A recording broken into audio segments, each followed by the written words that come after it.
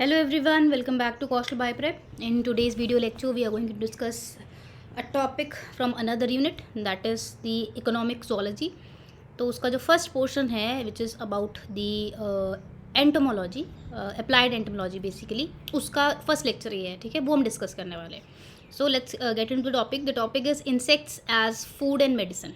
तो इंसेक्ट्स का जो भी बेनिफिट है एज फूड एंड मेडिसिन वो हम यहाँ पे डिस्कस करने वाले हैं with certain examples, right. So let's start.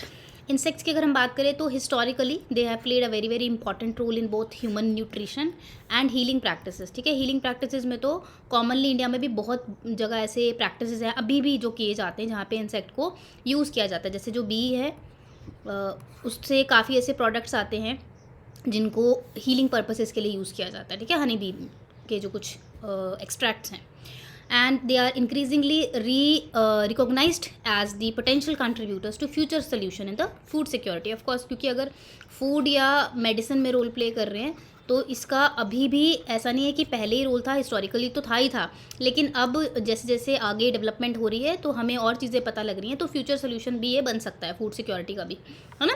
और एनवायरमेंटल सस्टेनेबिलिटी भी, क्योंकि एक नेचुरल प्रोडक्ट आप यूज़ करने वाले हो, और बायोमेडिकल रिसर्च में कि किस इंसेक्ट का कौन सा पर्टिकुलर केमिकल फॉर्म है जो उससे सिक्रीट होता है या किसी चीज़ से हम बना सकते हैं जो हम यूज़ कर सकते हैं फॉर फर्दर बीट फूड और मेडिसिन. तो ये एक पर्सपेक्टिव है कि हम इनको कैसे यूज़ कर सकते हैं. और हमने क्यों सोचा ऐसा, because historically they have been used like that, right. तो ग्लोबली अगर हम बात करेंगे more than 2000 species of insects are known to be edible. India में जैसे अगर आप नॉर्थ ईस्ट रीजन में जाओगे तो बहुत सारे इंसेक्ट स्पीसीज जो हैं वो एडिबल हैं, उनको खाया जाता है. वैसे ही चाइना, ऑफ कोर्स ये तो सबको ही पता है ना, चाइना में तो बहुत ज़्यादा है, इंसेक्ट्स को छोड़ दो और भी बहुत सारे ऑर्गेनिज्म हैं दोज आर एडिबल. बट हम ओवरऑल ग्लोब की बात कर रहे हैं कि सारी कंट्रीज़ को अगर हम एज अ होल देखें तो अराउंड 2000 स्पीसीज जो है इंसेक्ट्स की, दे आर एडिबल, राइट. तो एडिबल है ना, तो फेजी क्या है, फेजी टर्म ही क्या है, फूड बेसिकली जो है उसके लिए यूज़ किया जाता है. फेजी का मतलब होता है इंजेक्शन, ठीक है. तो एंटोमोफेजी क्या हुआ, इंसेक्ट ईटिंग, ठीक है. एंड एंटोमोथेरेपी क्या हुआ, इंसेक्ट का यूज़ करना टू क्योर समथिंग. तो entomophagy and entomotherapy they are a emerging field in food science and pharmaceutical biotechnology, right. Pharmaceutical मतलब मेडिसिन की बात चल रही है. तो इंसेक्ट जो हैं they are part of indigenous knowledge system, क्योंकि एक पर्टिकुलर जगह में वहाँ पे कौन से इंसेक्ट पाए जाते हैं पहले तो ये पता होना चाहिए. फिर उसी जगह में उस इंसेक्ट का जो, क्योंकि देखो हम ऐसे बोलते हैं ना, जैसे जो एंशिएंट पीपल हैं दे नो अबाउट इट, उनको पहले ही पता है. बूढ़े बुजुर्ग जो होते हैं किसी भी जैसे गांव की अगर हम बात करें तो दे ऑलरेडी नो कि ये पर्टिकुलर चीज़ है, इसका ये बेनिफिट होता है. तो तभी हमने क्या कहा, इंडिजिनस नॉलेज सिस्टम है ये, और डॉक्यूमेंटेशन भी हुई हुई है. और हमारे पास इंडिया में तो बहुत ज़्यादा बेनिफिट है, वी हैव आयुर्वेदा, जहाँ पे सारा ये डॉक्यूमेंटेड आपको मिल जाएगा कि किस पर्टिकुलर चीज़ का क्या मेडिसिनल यूज़ है. चाइनीज़ मेडिसिन जो है उनका भी अपनी डॉक्यूमेंटेशन है. वैसे ही अफ्रीका में भी ट्रेडिशनल हीलिंग जो आप कह लीजिए डॉक्यूमेंटेशन है वो है, ठीक है. और अमेजोनियन कुछ प्रैक्टिसेस हैं. तो these are certain documentation which actually let us know about the benefits of this particular thing, right. So first of all insect as food हम कवर करने वाले हैं. तो एंटोमोफेजी की बात कर रहे हैं, ठीक है. एंटोमोलॉजी जो है इंसेक्ट स्टडी होती है, तो एंटोमो अगर लग गया कहीं पे भी तो वो आप इंसेक्ट के रिगार्डिंग ही बात करो. फेजी मतलब एज अ फूड, ठीक है. तो entomophagy refers to the practice of eating insect as part of their human diet, ठीक है. तो ह्यूमन के कंटेक्स्ट में हम बात कर रहे हैं, हम डाइट में इंसेक्ट ले रहे हैं. क्यों ये प्रेवलेंट है और कहाँ पे है, ये हमारा फोकस है. So it is prevalent in the South East Asia, Thailand, Vietnam, China. Then there is sub Saharan African region, then there is Latin America, Mexico and Brazil. तो कल्चरली अगर देखा जाए insects are consumed in many ways, ठीक है. Roast करके, boil करके, fry करके, ठीक है. Even ground into flour also, तो जो आटा होता है ना उसमें भी ग्राइंड कर दिया जाता है और एज अ फूड उनको कंज्यूम किया जा रहा है. तो ये कल्चरल प्रैक्टिसेस हैं. Why they are taking insects, because जो इंसेक्ट हैं they are rich source of nutrients, source of nutrients और भी चीज़ें जो आपकी डाइट में असेंशियल रोल प्ले करते हैं, जैसे मिनरल्स हैं, ठीक है. Then they are fat, carbohydrate, protein. अब ये तो 3 मेजर हैं आपके डाइट में. फैट का होना, प्रोटीन का होना, कार्ब्स का होना बहुत इंपॉर्टेंट, तभी उसको आप एक बैलेंस डाइट कहते हो. लेकिन बैलेंस डाइट में और भी चीज़ें होती हैं, जैसे विटामिन हैं, ठीक है, जो असेसरी फंक्शन प्ले करते हैं. विटामिन का एज सच न्यूट्रिएंट में कोई रोल नहीं होता, I hope this is clear to you. थोड़ा सा फिजियोलॉजिकल पार्ट है, लेकिन ये एंजाइम की जो वर्किंग है उसमें बड़ा इंपॉर्टेंट रोल प्ले करते हैं, को एंजाइम्स के बनाने में बेसिकली, है ना। फिर आपके मिनरल्स हैं जो आयनिक लेवल, आयनिक बैलेंस के लिए इंपॉर्टेंट है। तो इंसेक्ट से ये सब हमें मिल सकता है। एक्टिव पेप्टाइड, जैसे अगर आप प्रोटीन की स्पेशली बात करें तो इसमें एक्टिव पेप्टाइड्स हैं, अमाइनो एसिड्स हैं, वाइटामिन में अलग अलग तरह के वाइटामिन यहाँ पे मेंशन है ना। तो बहुत सारी चीज़ें हैं जो इंसेक्ट से हमें मिल सकती है, इसलिए उनको एज अ फूड जो है वो यूज़ किया जाता है। तो अगर हम थोड़ा सा इसको पिन पॉइंट करें कि न्यूट्रिशनल वैल्यू क्या है इंसेक्ट की, तो न्यूट्रिएंट डेंसिटी जो हम कह रहे हैं वो ज़्यादा है, उसी वजह से they are an ideal alternative protein source. तो प्रोटीन मेजरली हम उसके लिए जो है इंसेक्ट्स को यूज़ करते हैं, ठीक है। ऐसे रीजन में स्पेशली इनको कंज्यूम किया जाएगा जहाँ पे नॉर्मल रिसोर्स जो है वो ना हो, तभी अल्टरनेटिव सोर्स चाहिए ना आपको। कोई नॉर्मल सोर्स जो है, जो भी हम कंज्यूम करते हैं वेजिटेरियन नॉन वेजिटेरियन, तो उसके अलावा इंसेक्ट्स को कंज्यूम करें, बिकॉज नॉर्मल सोर्स में भी यहाँ पे कम है, ठीक है। तो सबसे पहले अगर हम प्रोटीन की बात करें तो इंसेक्ट में अगर आप सारे का सारा जो अमाइनो एसिड है, अब यहाँ से आपको थोड़ा सा ये पता होना चाहिए प्रोटीन होता क्या है। तो प्रोटीन पेप्टाइड से बना होता है, ठीक है। ये बायोकेमिस्ट्री का पार्ट है। पेप्टाइड क्या होता है? पेप्टाइड जो है वो अमाइनो एसिड की चेन से बने होते हैं, ठीक है। मल्टीपल पेप्टाइड से फिर आपका प्रोटीन बना होता है, एंड इट डिपेंड्स कि प्रोटीन किस तरह का है, तो कितने पेप्टाइड्स हैं, कितने अमाइनो एसिड हैं, that can vary in different proteins. हम क्या बोल रहे हैं?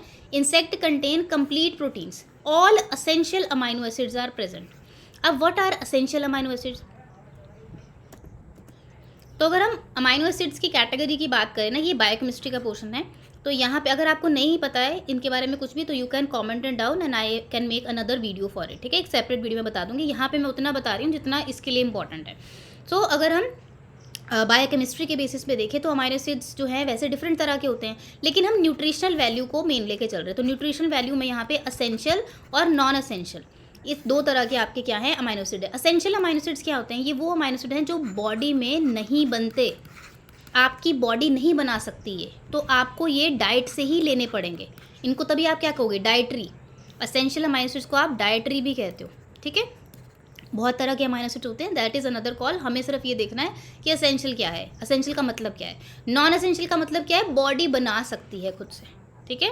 और नॉन जो असेंशियल है उनको नहीं बना सकती, डाइटरी भी इनको कहते हो। तो हम कह रहे हैं इंसेक्ट जो है they contain complete protein, that means they have all the essential amino acid which are required for the human being, correct. Example, अगर 100 ग्राम ऑफ क्रिकेट पाउडर की बात करें, ये इंसेक्ट है, it can contain up to 60 to 70 gram of protein. तो ये बहुत ज़्यादा है, ठीक है ना।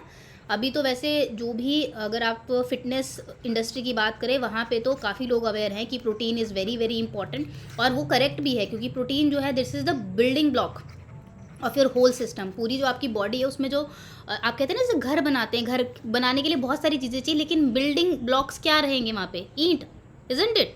तो वो जो ब्लॉक है वो आपके लिए प्रोटीन है, आपकी बॉडी के लिए, ठीक है। और भी चीज़ें एसेंशियल है, नो डाउट, लेकिन जो ब्लॉक्स हैं दैट्स इज प्रोटीन। तो 100 ग्राम ऑफ क्रिकेट जो पाउडर है, it contain 60 to 70 gram of protein, and that is very much as compare to other food जिसमें इतना नहीं होगा, ठीक है। सेकेंडली, अगर हम फैट्स की बात करें तो they are rich in unsaturated fatty acid. Now जी, अनसैचुरेटेड फैटी एसिड क्या होते हैं? देखो, ये भी बायोकेमिस्ट्री का है, अगर इसके बारे में भी आपको नहीं पता है तो you can comment it down and I can make a separate video for it, but for that you have to let me know through comments, ठीक है। अनसैचुरेटेड फैटी एसिड होते क्या है बेसिकली? देखो, फैटी एसिड जो हैं ये दो तरह के होते हैं, फैट्स की फॉर्म हम बात कर रहे हैं, तो एक होते हैं सैचुरेटेड और एक होते हैं अनसैचुरेटेड। जो अनसैचुरेटेड आपके फैटी एसिड्स हैं उनमें डबल बॉन्ड होता है कहीं ना कहीं पे, ठीक है। इसके स्ट्रक्चरल बेसिस पे बात कर रहे हैं हम। सैचुरेटेड फैटी एसिड में आपको सिर्फ सिंगल बॉन्ड मिलता है, बस इतना सा फर्क है, ठीक है। लेकिन इससे इनकी फिजियोकेमिस्ट्री पे बहुत फ़र्क पड़ता है, स्ट्रक्चर पे, फॉर्म पे। तो अब हम क्या करें, जो अनसैचुरेटेड फैटी एसिड है they are good for your body, तभी डाइट जो है वो हमेशा अनसैचुरेटेड फैटी एसिड रिच होनी चाहिए, ना कि सैचुरेटेड। सैचुरेटेड फैटी एसिड जो है ये बैड फॉर्म ऑफ फैट माना जाता है, that is not good for your body, ठीक है। तो इसमें जो टर्म नाम है, देखिए, ओमेगा 3, ओमेगा 6, ये बहुत बार आपने डाइट में इंक्लूड भी किया होगा, लोगों ने बताया भी होगा, आप न्यूट्रिशनल वैल्यू अगर आपको पता है थोड़ी भी फूड की, तो ओमेगा 3 और omega 6 these are very very important form of the unsaturated fatty acid, और ये आपको इंसेक्ट डाइट में ईजिली मिल जाते हैं, ठीक है। So good fat profile similar to that of a fish. आपको पता होगा कि आई एम एज्यूमिंग, अगर नहीं भी पता है तो नो वरीज, अभी मैं बता रही हूँ आपको, जो ओमेगा 3 है इसके लिए लोग फिश लिवर ऑयल जो है कैप्सूल्स भी कंज्यूम करते हैं। तो वही सेम चीज़ आपको कहाँ से मिल सकती है, इंसेक्ट से मिल सकती है, ठीक है। और कंपैरेटिवली ये तो काफ़ी महंगा भी है नॉर्मल, अगर हम डेली लाइफ की बात करें। अब महंगा जो है वो सबके हिसाब से अलग होता है, ठीक है। तो अगर एक नॉर्मल आप कह लीजिए जो डेली वर्कर है वो अफोर्ड नहीं कर सकता तो हम उसको महंगा ही कंसिडर करते हैं, ठीक है ना। चलो, तो प्रोटीन और फैट ये दो चीज़ें होगी। Now let's come to the next nutrient part, that is the micro nutrients. अब यहाँ पे जो मैंने आपको ये चार्ट दिखाया था, इसमें जो प्रोटीन, कार्ब्स, फैट्स हैं, ये क्या है, ये आपके मैक्रो न्यूट्रिएंट्स में आते हैं, बड़े। लेकिन बाकी जो बच गया ना, ये है माइक्रो न्यूट्रिएंट्स, जो ज़्यादा अमाउंट में नहीं चाहिए। अब मैक्रो और माइक्रो का फ़र्क जो है ना वो साइज़ से नहीं है, ठीक है। इसका फ़र्क किससे है कि बॉडी की रिक्वायरमेंट के हिसाब से कितना चाहिए, ओके।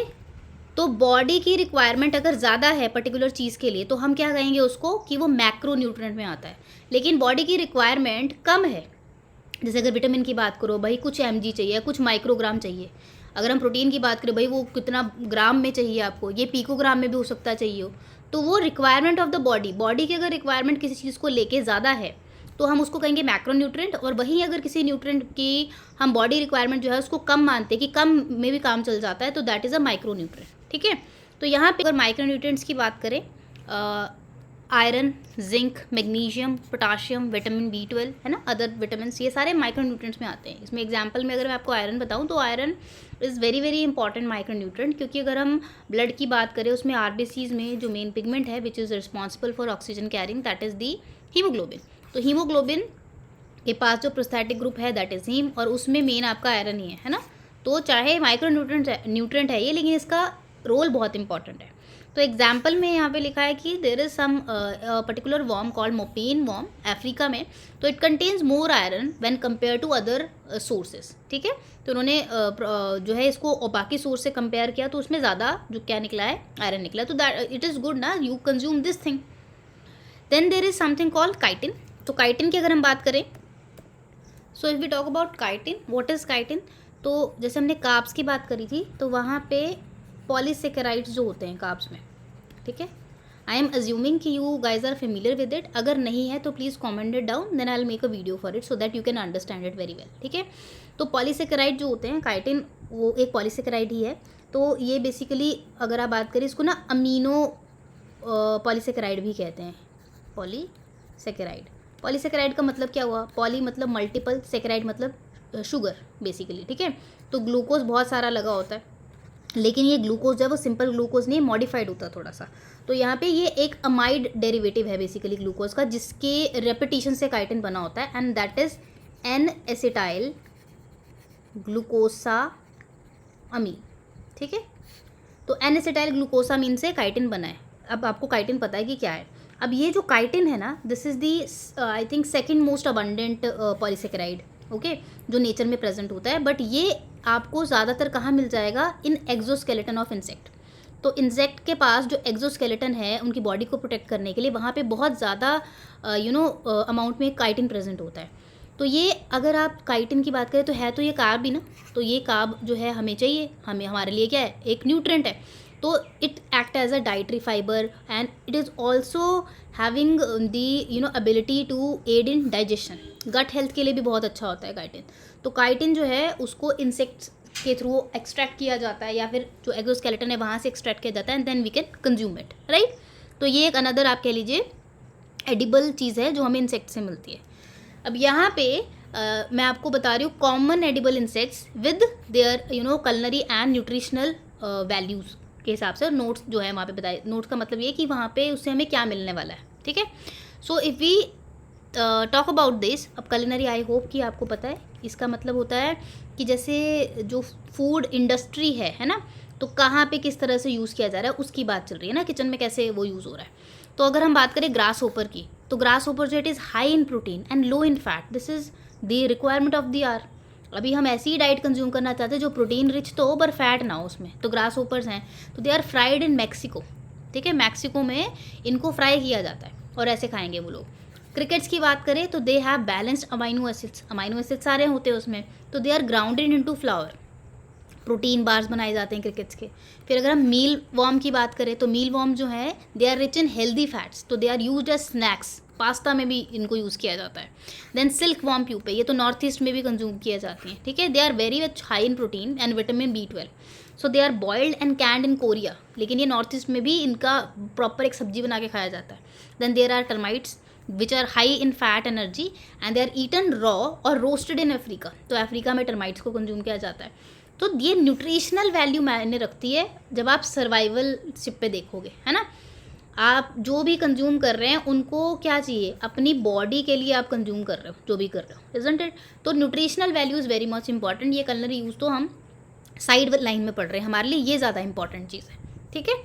अब यहाँ पे कुछ इंसेक्ट्स का पिक्चर मैंने लगाया है, ठीक है। जैसे यहाँ पे है ब्लैक सोल्जर फ्लाई है, there is house fly, there is grass hopper, ठीक है। डेजर्ट लॉकस्ट है, बीटल है, क्रिकेट्स हैं, अर्थवॉर्म, इवन सिल्क वॉर्म, मील वॉर्म, ये है मील वॉर्म, ठीक है।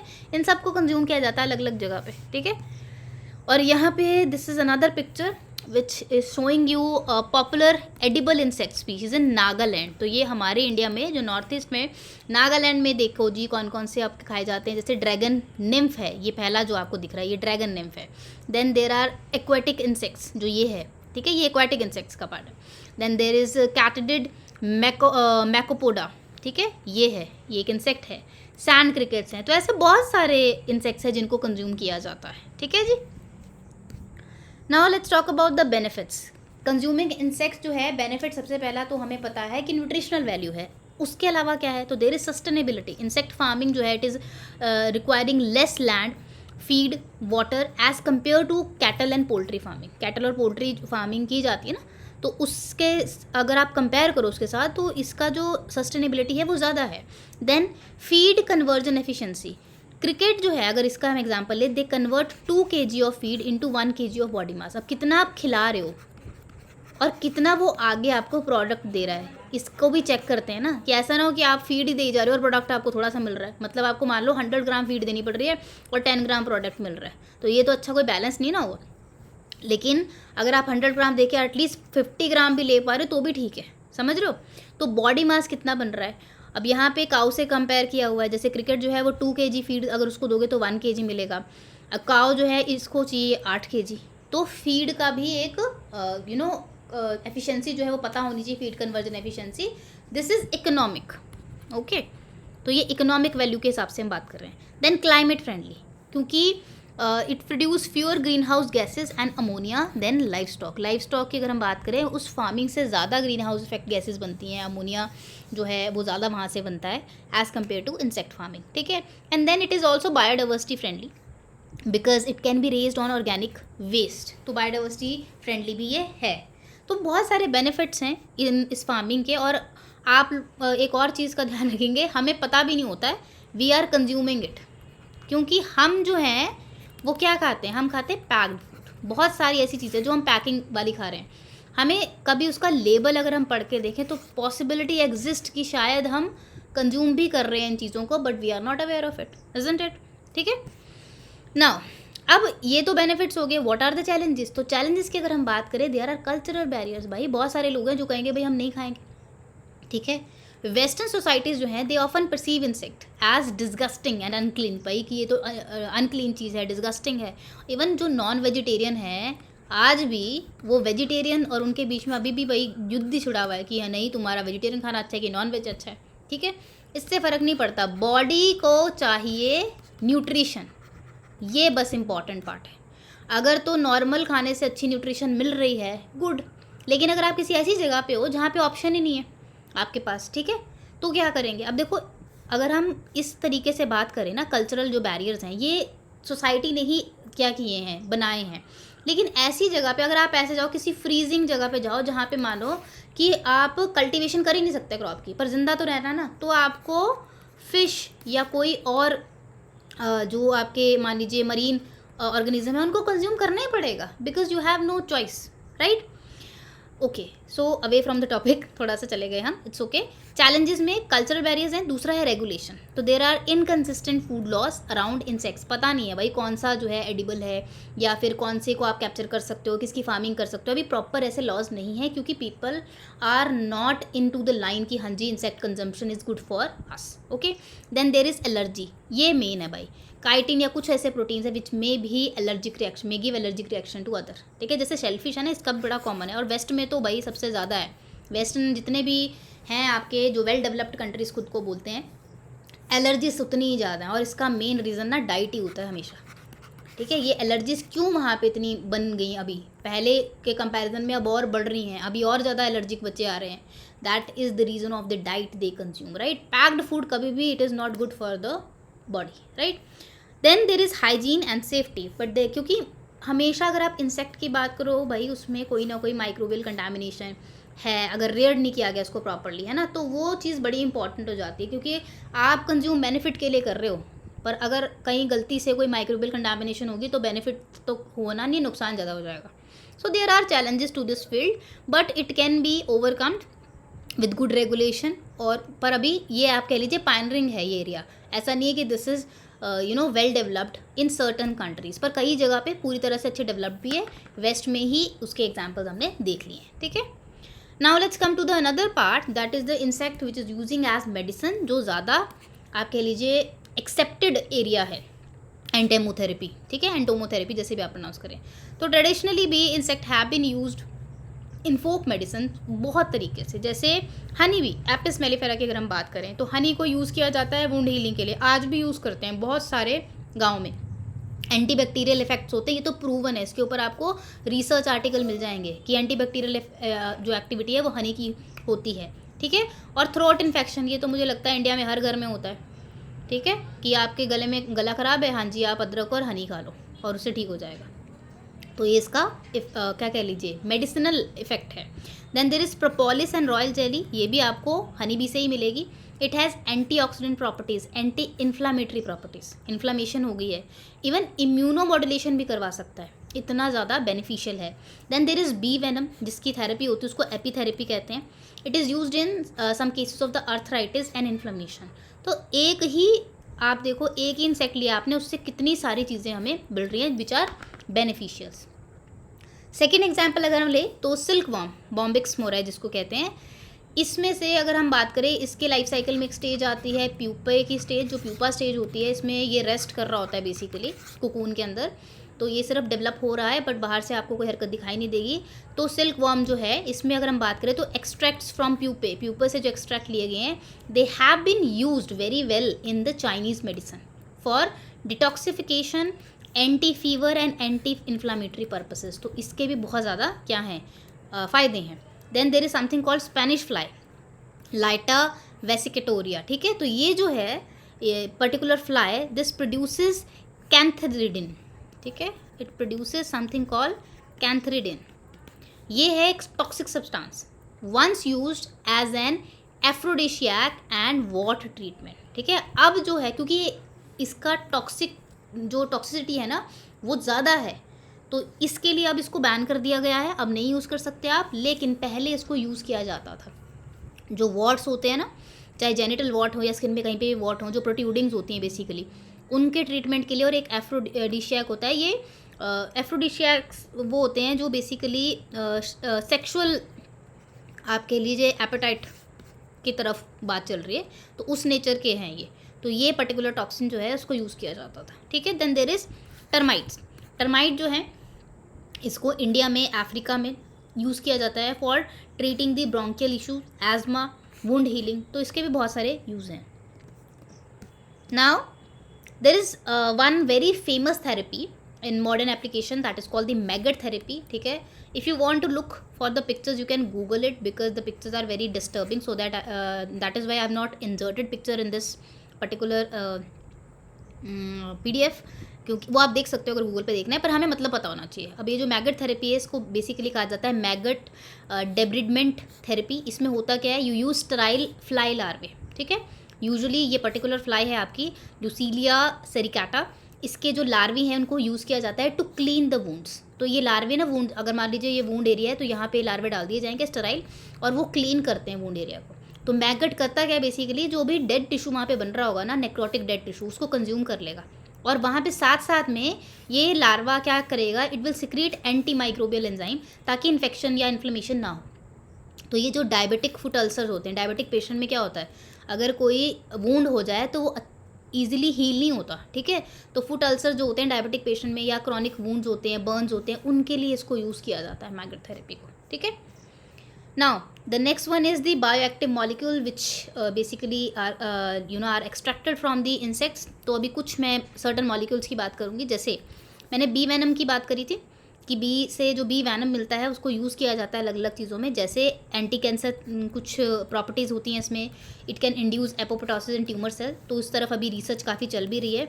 तो यहाँ से जो मॉलिक्यूल लिया गया उस मॉलिक्यूल का नाम है melittin, okay. Then there other insects से there is one molecule called defensin and it has the antibacterial properties and it is also part of the innate immunity. जो बाय बर्थ इम्यूनिटी होती है ना, उसका भी पार्ट है defensin, ठीक है। तो ये बहुत सारे इंसेक्ट से एक्सट्रैक्ट किया जाता है।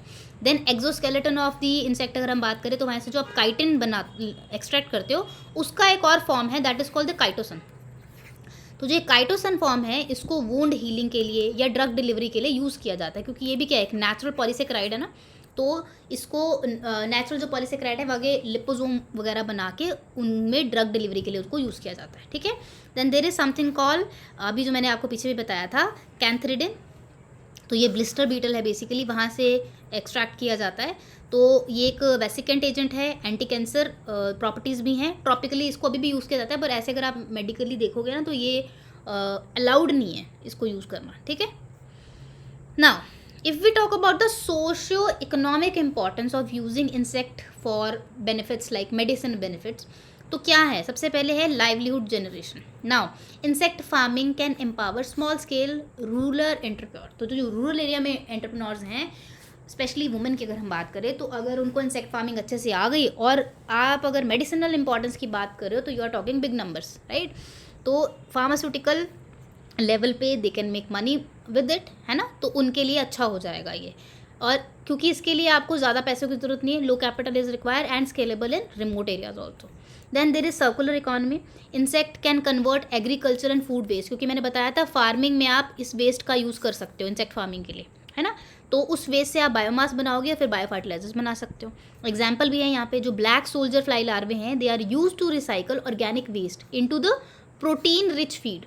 तो आप लार्वे को यूज़ करके क्या कर रहे हो, जो ऑर्गेनिक वेस्ट है उससे एक फीड बना रहे हो विच इज़ प्रोटीन रिच, ठीक है। तो ये सर्कुलर इकोनॉमी होगी कि एक जगह से कुछ वेस्ट बन रहा है, उसी से आप कुछ प्रोडक्ट बना रहे हो, उसको दोबारा वहीं पे यूज़ कर ले रहे हो, ठीक है। Then there is startup ecosystem. जो एडिबल इंसेक्ट्स हैं वो जो है काफ़ी पॉपुलर हो रहे हैं, यूरोप, यूएसए, इवन इंडिया की भी अपन बात करें, क्योंकि प्रोटीन बार जितनी भी आप कंज्यूम करोगे जो पैक्ड होती है mostly they are cricket protein bar, ठीक है।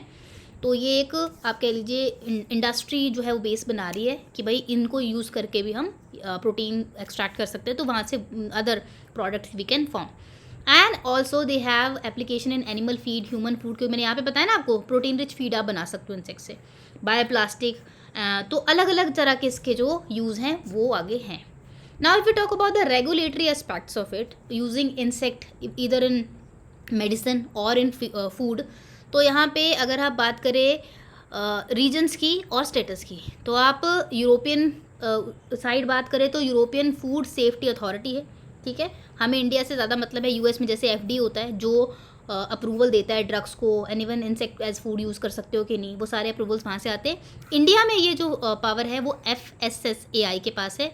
आप जितने भी फूड कंज्यूम करते हैं उनके पर एक बार कोड भी लगा होता है, और वहाँ पे वो अगर आप उसको स्कैन करके देखोगे कभी तो वहाँ से आपको मिल जाएगा सारा जो रेगुलेशन है, ठीक है। लेकिन इस इंडस्ट्री के लिए FSSAI का अभी कोई भी फॉर्मल रेगुलेशन नहीं है इंसेक्ट के स्पेसिफिक। बाकी फूड में है, अभी जो इंडिया में है एंटोमोफेजी जो हैं वो सिर्फ नॉर्थ ईस्ट इंडिया में ही प्रैक्टिस होती है, बाकी ओवरऑल इंडिया में इंसेक्ट को एज अ फूड कंज्यूम नहीं किया जाता, ठीक है।